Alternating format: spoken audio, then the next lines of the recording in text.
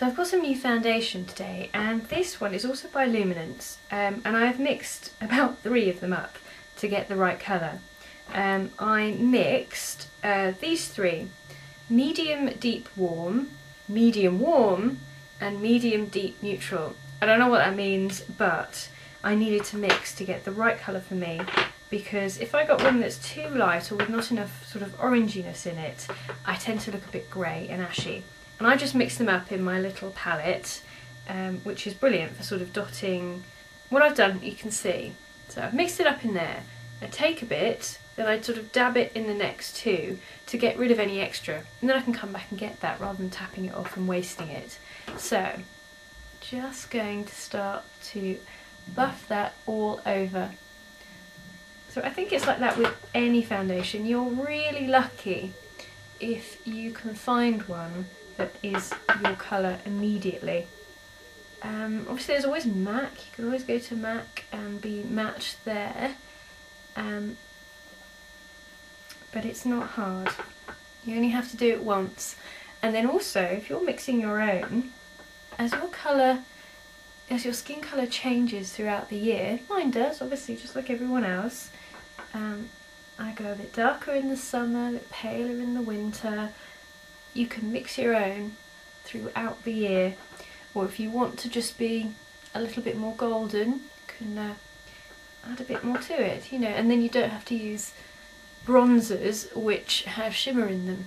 So there's always positives, always negatives. It's just, you know, I've always got a use. I'll find a use for everything pretty much, anything and everything. I've just popped it everywhere. Get a nice coverage, then take a little look, and I can see I need a bit more here. I'm a big fan of minerals. Before I thought they were a big faff, and I never bothered about them. But if you have very sensitive skin like mine, they are lovely because they do not irritate in any way. Really nice. So there I am. I'm just going down the neck, under the chin. And nice coverage there. Now of course with minerals you can buy mineral concealers, or you can use a cream one underneath. I think I've done alright with foundation. That is possible for me. Now next up is a perfecting primer, and it's a silicone based gel. You can use it all over the face, but I'm just going to use it over the eyes because it's lovely. It's not drying like my Urban Decay Primer Potion, and it does an amazing job of filling in wrinkles, of which I have my fair share. So a really thin layer, just the tiniest drop of this clear, slightly oily feeling gel. So you don't want a lot, but I don't want it to dry out my eyelids. Just enough to hold my eyeshadow in place. There, all over this beautiful, bumpy, golden pressed pigment. It's called Double Take, and it is by Obsessed Minerals. And I wrote a little review on it on my blog. Just to sort of describe it, it is a press, but it's not really dry. It's nothing like a baked mineral, it's not harshly pressed, it's almost creamy, and it goes on really easily.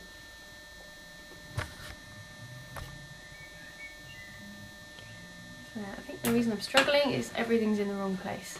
So I've just dusted a bit of that gorgeous colour on the inner corner, outer corner if you have wide set eyes, and just a touch under the brow. Just under the arch for me, because that really sort of lifts that up a bit more, and just blend it along. And this is my new favourite brush. I don't know why, I can just use it for loads of different things, and it's the Body Shop large eyeshadow brush, and it's just really nice. It's easy to clean, you know, loads of good stuff. Next up, I'm going to use a bit of Cocomotion pigment by MAC. So just take a bit of that, tap off into the cap any excess, because this falls like a bugger. Tap it off really well, And then we're just going over the entire lid and blending it in to that gold. Just miss out the inner corner and just go over. Just want a real light dusting of that.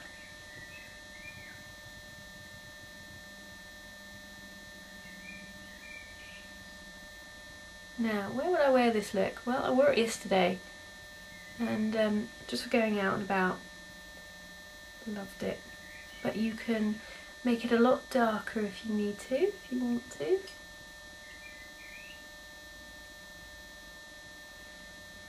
I've got the window open today, so I'll be able to hear all the birds going mental in the garden.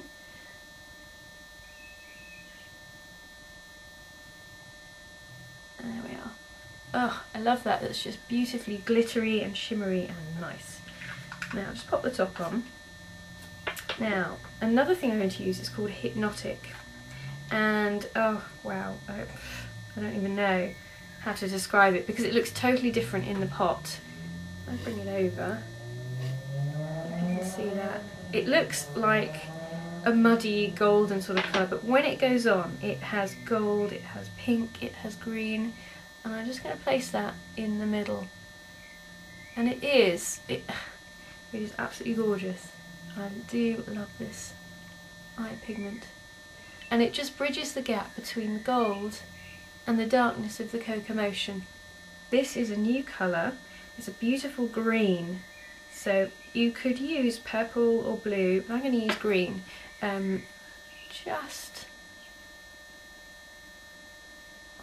Just a touch. I just want a little bit of colour on that Cocomotion. And just bring it all together using whatever's on your brush. So this is by Barefaced Beauty, and it's a really nice green colour. I don't know if you can see it, but it's absolutely fresh. It has hints of gold in it. So this is a proper sparkly look, but I hadn't done a really nice sparkly look in a while. So why not? There. Lovely. So I'm just going to use some brown eyeliner. I have the Barry M Supersoft, and I'm just going to smudge that over the top.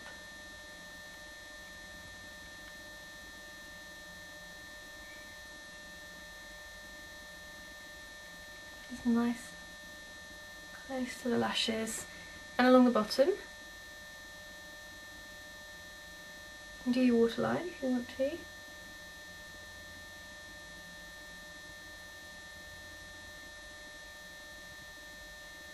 There. Lovely. So that's the Supersoft eye crayon in number 2, which is like a chocolatey brown, which goes very well with this look. You can use black, but I like the brown, and I'm just smudging it out with my finger. I don't want any sort of harsh lines. Like this. I'm going to clamp my lashes. I wanted to show you the 2 sets of eyelash colours. I haven't even opened this one. This was one of the freebies from the Body Shop event. So those are their eyelash colours now. But I still have my original pair from somewhere in the mid-90s. So I favour these. They do last. The all metal ones. Not a big fan of the plasticky ones. So give them a good clamp, like this. Okay, and just to make this look pop, I'm going to use this blue mascara.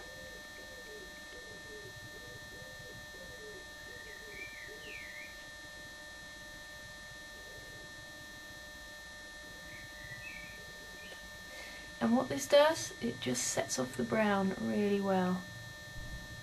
And I think I said this before, but if you don't have black eyelashes, just use it over the top of a black one once it is dry. And it just, I don't know, it's a different dimension. I'm all for dimensions. All for different ones. Just do something different. You can barely see it. It's not like electric blue like I used to wear when I was 10, but it's nice. It's not old-fashioned. I know that women of a certain age probably used to wear it and still do. Oh, I like it. So this is First Bloom by MAC, and I just picked this up in a CCO, so I'm not sure what. Another one that I have close to it that is quite similar but maybe a bit pinky is Beaux. So if you would like to find something similar to this colour, Beaux is quite close to it.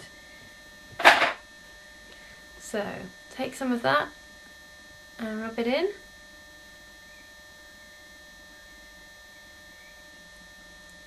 Kind of nude lip, but what I am going to take, this is a MAC Pigment and it's called Ruby Red. And oh, it's delicious. There it is. And just pop a tiny bit on your finger from the cap and dot it onto your lips. And you've suddenly got a super mad disco lip going on.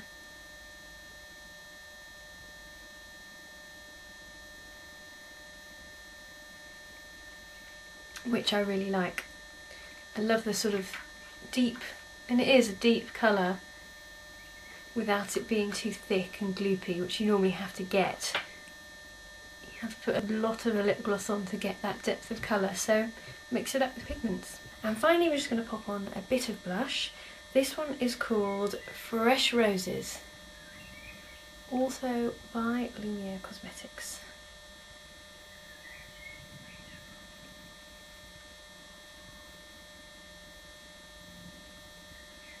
And there we have it. Well, thanks for watching. See you again soon. Bye.